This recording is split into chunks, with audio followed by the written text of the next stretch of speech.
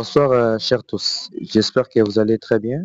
Nous allons essayer de continuer avec notre session pratiquement avec le module de la trigonométrie que nous allons essayer d'exposer comme d'habitude.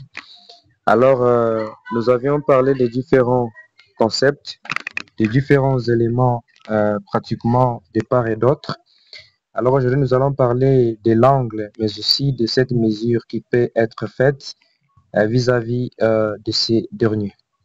Alors, vous allez vous rendre compte que par définition, tout simplement, lorsqu'on veut déterminer les cosinus de l'angle, on se réfère tout simplement par rapport à l'axe des x. Et lorsqu'on veut déterminer les sinus de l'angle, on doit faire référence pratiquement à l'axe des y.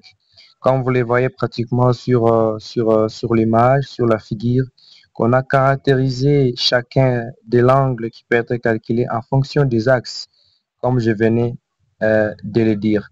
Il y a des valeurs maintenant remarquables des fonctions qui sont sinus et cosinus, qui sont pratiquement présentées sur ces tableaux. Vous allez vous rendre compte que lorsqu'on a, il y a cosinus de 1, cosinus de 0, ainsi de suite, ça donne des valeurs qui sont là. Ce sont des valeurs qui sont démontrables. Ces valeurs ne viennent pas d'ailleurs, mais elles ont été démontrées vis-à-vis des conditions de base, vis-à-vis des formules de base à partir desquelles celles-ci ont été développées. Alors, nous allons parcourir encore une fois de plus sur des propriétés telles que vous allez voir que l'angle des cosinus doit varier pratiquement entre -1 et 1.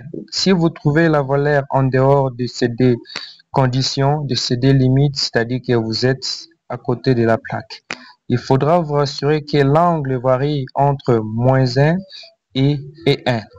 Vous allez également voir que les sinus de l'angle doivent varier entre -1 et 1 comme les cosinus.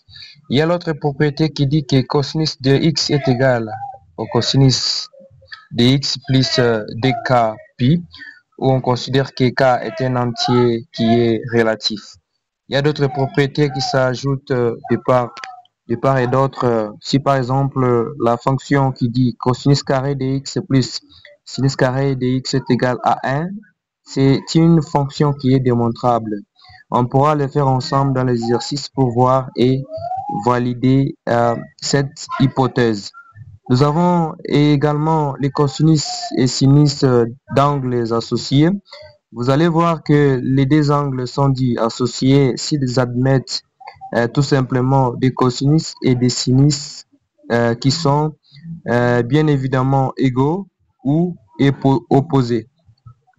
Alors, nous allons procéder encore une fois de plus à partir des propriétés générales où on dit pour tout nombre réel x, on a si par exemple cosinus de moins x est égal à cosinus de x.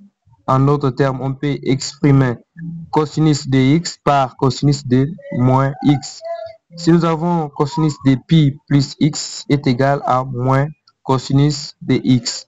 Si nous avons par exemple sinus de moins x est égal à moins sinus de x. Ce sont des conditions qui sont données qui peuvent être pratiquement vérifiables à partir des démonstrations qui peuvent être faites.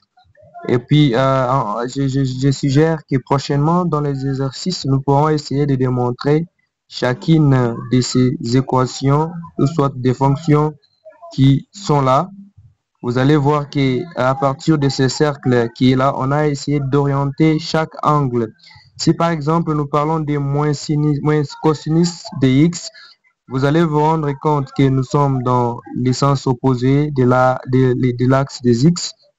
Et lorsque nous parlons de cosinus des x, nous sommes sur l'axe des x dans le sens de l'axe pratiquement. Il y a les différents cercles qui sont présentés ici, démontrant tout simplement des positions selon lesquelles les angles peuvent tout simplement se présenter. Nous avons les différents cercles où les angles sont représentés selon différentes positions. Encore une fois, il y a prochainement, nous pourrons continuer avec les équations trigonométriques. Merci beaucoup de nous avoir suivis Et nous vous espérons encore une fois d'être attentifs et prêts pour recevoir des nouvelles qui sont en train de venir. Merci et à très bientôt.